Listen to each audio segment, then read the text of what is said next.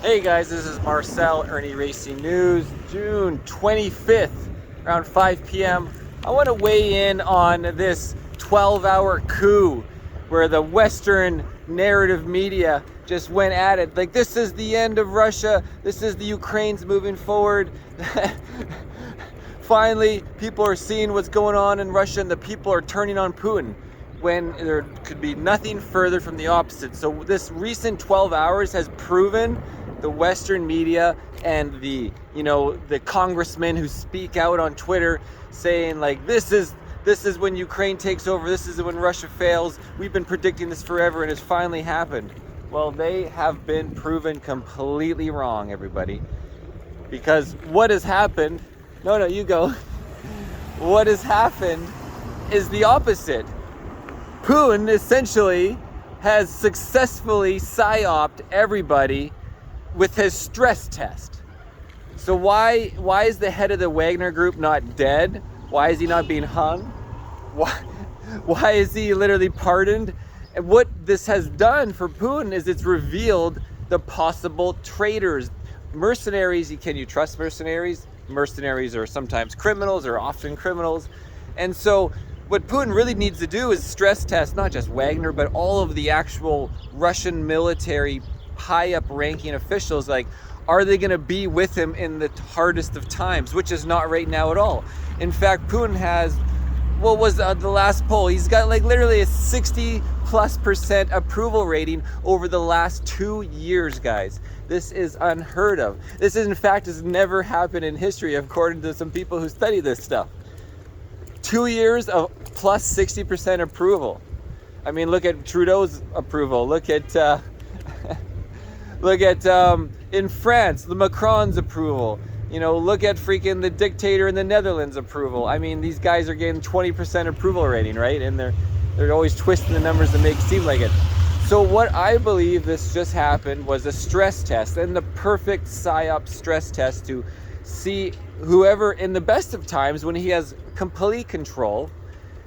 And it's the irony of Western media, how they're stating like, oh good, we're so happy that there'll be the head of the Wagner criminals, the mercenaries, we're so happy they're going to take over all the control of all these nuclear weapons, and we don't know, they don't have any history of having a sane mind, and they're not the actual far right extreme version in the Russian. Whoa, crazy dogs, Jesus. And so I better slow down because of the wind. So who is going to join this coup are the people that Putin would then weed out. Either tell them like, hey, you're allowed to leave the country right now, one-way ticket out of here, and if you stay, you're dead. And this has happened before. In fact, Putin is one of the only people in the world over the last how many years has actually got rid of the oligarchs from his state when he became office there, whatever, 20 years ago. Removed all of the oligarchs who were using the Russian people to make money off of. It's just like what's happening right now with the Lockheed and or whatever, the gun company, Lockheed Martin in the US, and all these other guys, the BlackRock, that are now owning Ukraine, because guess what? All this money that's going to Ukraine, it was a loan, and you owe us back. And so Lockheed Martin has no interest in what the best is for the people, the citizens.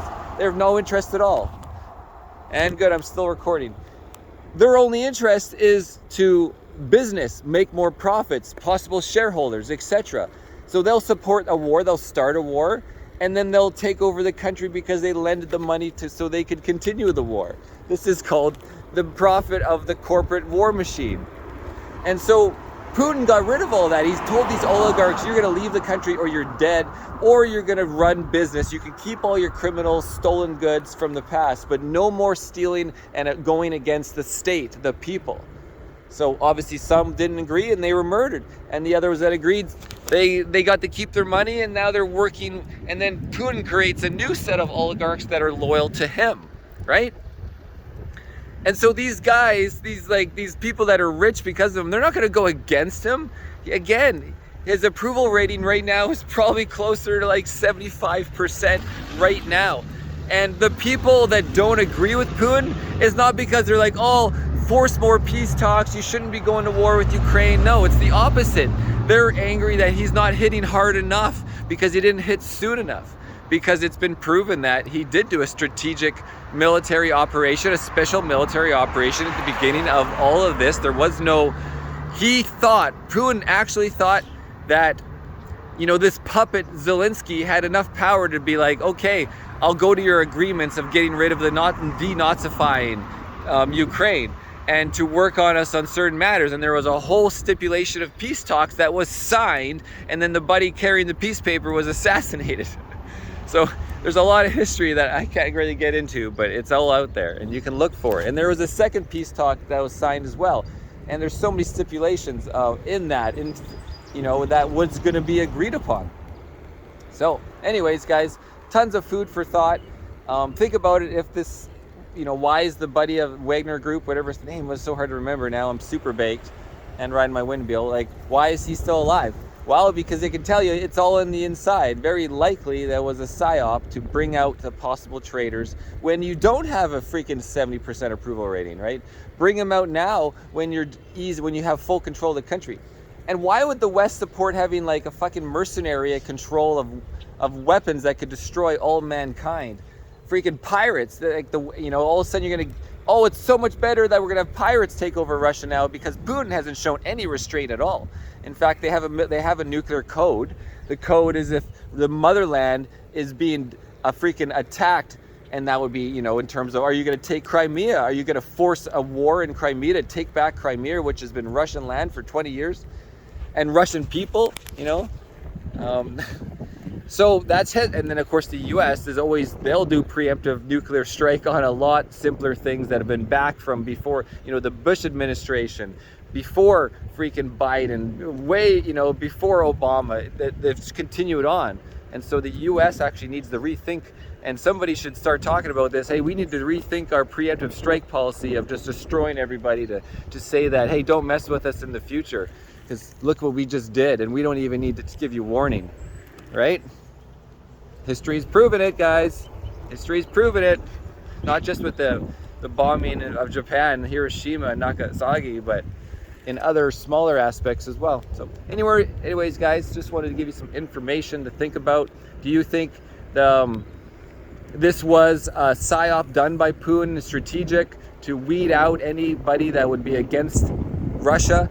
You know, why was there a coup for 12 hours? Well, there was never any infighting. It was never an actual coup, guys. It's totally just perfect. It's a perfect story to bring out the people who will turn on you. It's so amazing. I mean, this guy's been doing this forever. He got rid of the oligarchs, Putin. He's a smart dude. And it's so funny how when you talk about everybody's like, they use the negative to, there's like, if you're like, I don't support anybody. I'm just telling you the news. I like what Putin's doing because he's the only person in the world in a position of a country to say no to the narrative. No to the bankers. You're not banking in our country. No. And he got rid of the old oligarch system that just eats upon the people, right?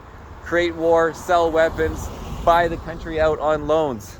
I mean, we're talking about the fucking Soros. Like, Putin's the only one against the Soros narrative. Soros has tried to been killing Putin for how many years? Anyways, oh wow. Okay, so again, the question, do you agree with me in the comments that this is likely was kind of a false narrative created, a psyop, a stress test is the best? Do you agree that this was a purposeful stress test instigated and created for weeding out anybody against him, for Putin? Anyways, Ernie Racing News, guys. Cheers.